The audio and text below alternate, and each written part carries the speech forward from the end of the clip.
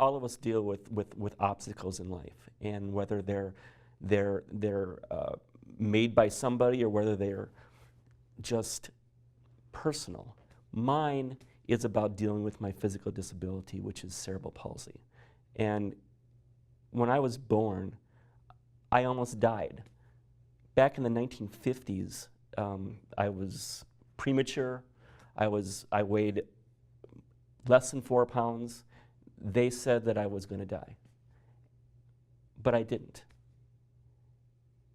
And God told me something, I think, at that point, and said, you can make something of yourself. You got to stay resilient. He didn't say that word. He didn't say that to me.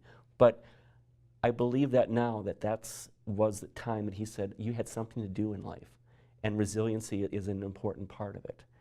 And, you know, I had to go through a lot of struggles when I was very, very young. I had all sorts of measles and pneumonia, etc.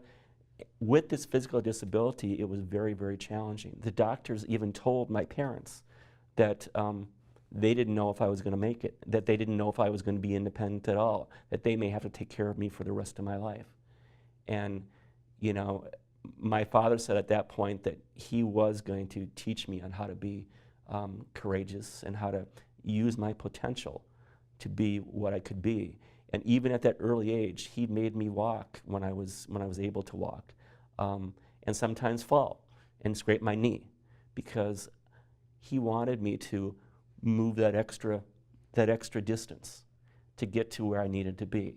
And if he didn't do that when I was young, when I was very, very young, I would not be here today. And that's with you. You have your unique resilient challenges that you've had when you were young, when you've had when you were a teenager, when you've had now. And you need to look at what you can do, how you can be persistent, how you can be patient with yourself, how you can persevere with those times and use the resilient strategies that you have to make a difference for yourself, because you want to be happy, you want to make your friends and family proud of you, but you don't want to have to worry about the things that are not always in control, that you can control. I could not control my disability. I still can't control my disability. I'm age 50. I adapt to it very successfully, but I can't control it. While it doesn't get any worse as I've gotten older, my body wears out, is wearing out more, so thus it's getting worse for me walking or me doing the normal things that I've always done.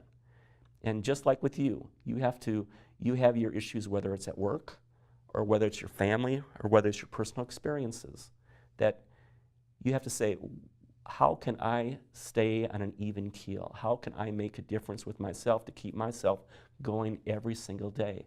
For me, it's saying I'm not going to let such a disability get the better of me.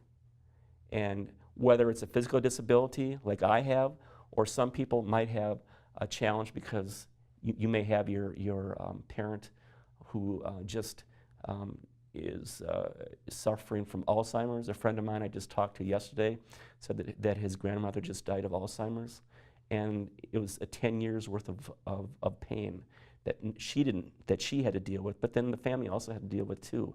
That's about resilience. And those types of things are much more challenging than what I have to deal with my physical challenges. But what I've learned from those physical challenges is that you have to be on yourself every day and say, you are a good person. You have to believe in yourself, and you have to have confidence that others see you as the good person that you are, because if you don't think that, people aren't going to think that of you. And, you know, when I was young,